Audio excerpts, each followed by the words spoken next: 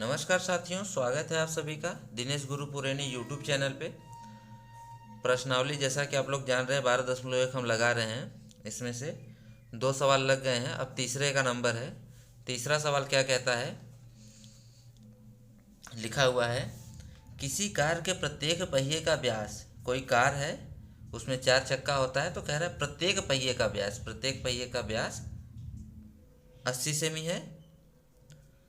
फिर यदि यह कार 66 किलोमीटर प्रति घंटे की चाल से चल रही है, यह कार 66 किलोमीटर प्रति घंटे की चाल से चल रही है, तो 10 मिनट में प्रत्येक पहिया कितना चक्कर लगाती है। तो देखिए हमने सवाल हल किए हैं।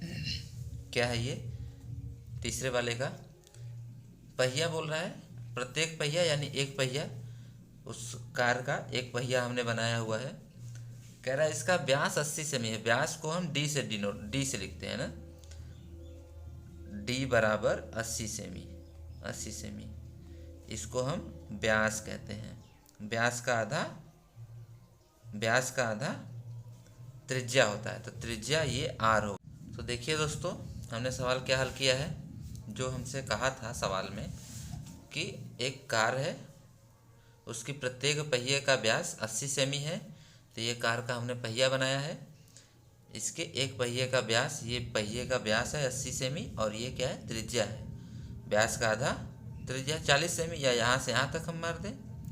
अब व्यास को हम डी से लिखते हैं, उसके आधे को त्रिज्या आर से लिखते हैं। ये आर हो गया, समझ लीजिए, है ना, आर त्रिज्या 40 सेमी हो गई।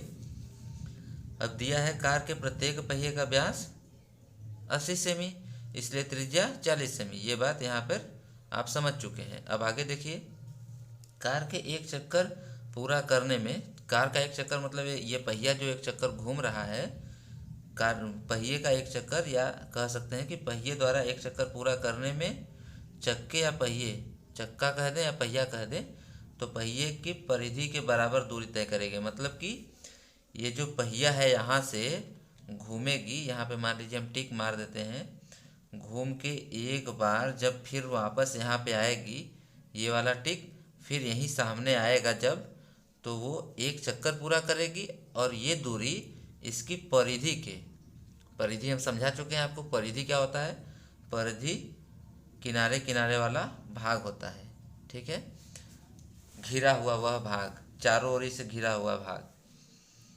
परिधि को अच्छी तरीके से हम समझा चुके हैं आपको।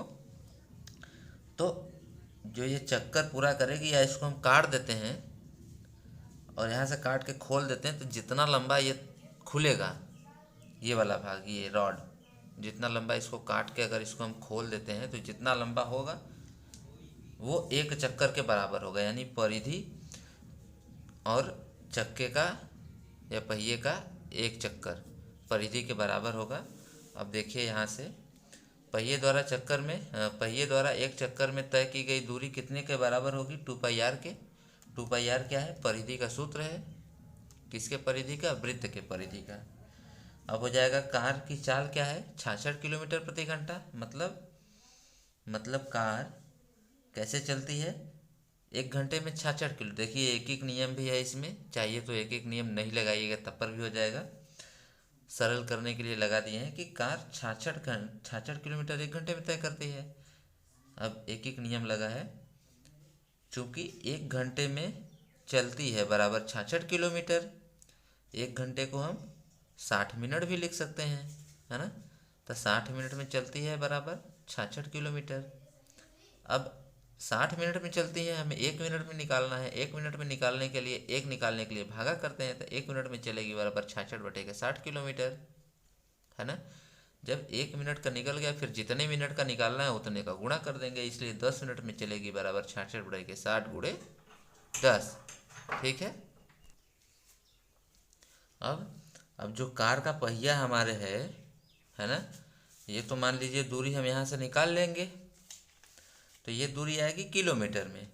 लेकिन चूंकि कार का पहिया सेंटीमीटर में दूरी तय कर रहा है, जो हमारा कार का पहिया ये है, ये सेंटीमीटर में दूरी तय कर रहा है, इसलिए 10 मिनट में जो चली गई दूरी होगी ये किलोमीटर में है, तो इसको भी हमें सेंटीमीटर में परिवर्तित करना होगा।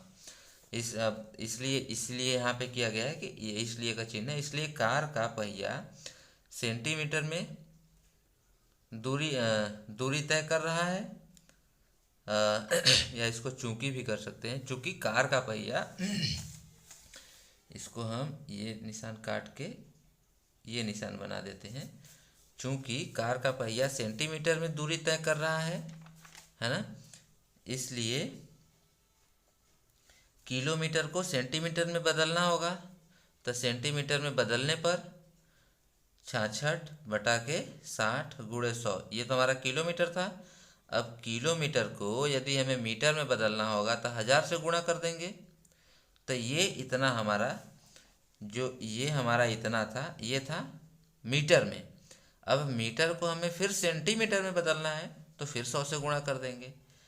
अब हमारा ये पूरा का पूरा क्या हो गया, जो उत्तर आएगा हमारा सेमी में। तो देखिए 0 से ये 0 काट दिया गया है, इस 6 से इसको काट दिया गया, 6 कम 6 6 कम 6 यानी 11 बार में बचा कितना 5 0, 11 के बाद 5 0 सेंटीमीटर की दूरी 10 मिनट में ना। 10 मिनट में कार के पहिए ने कितनी दूरी तय की, तो 11 के बाद 5 0, किलोमीटर नहीं सेंटीमीटर की दूरी तय की। अब आगे क्या है, अब आगे हमें चक्कर निकालना है कि कितना चक्कर चली वो। ठीक, तो ये दूरी कुल दूरी हो गई बटे पहिया एक बार में कितना चक्कर, एक चक्कर जब लगाता है ये पहिया जो है, एक चक्कर जब अपना पूरा करता है तो कितनी दूरी तय कर लेता है।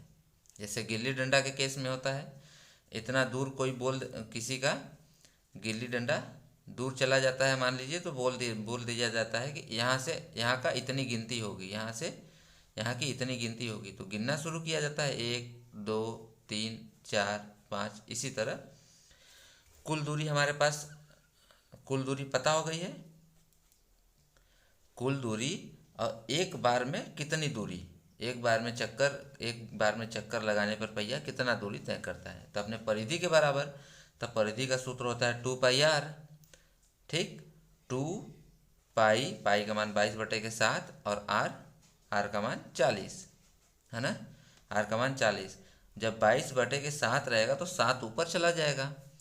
अब ये हो गया 11 के बाद 5 0, 2 × 11 × 40। अब इसको काटेंगे 11 से, 11 कम 11, 11 दूना के 22, ये 2 कटा।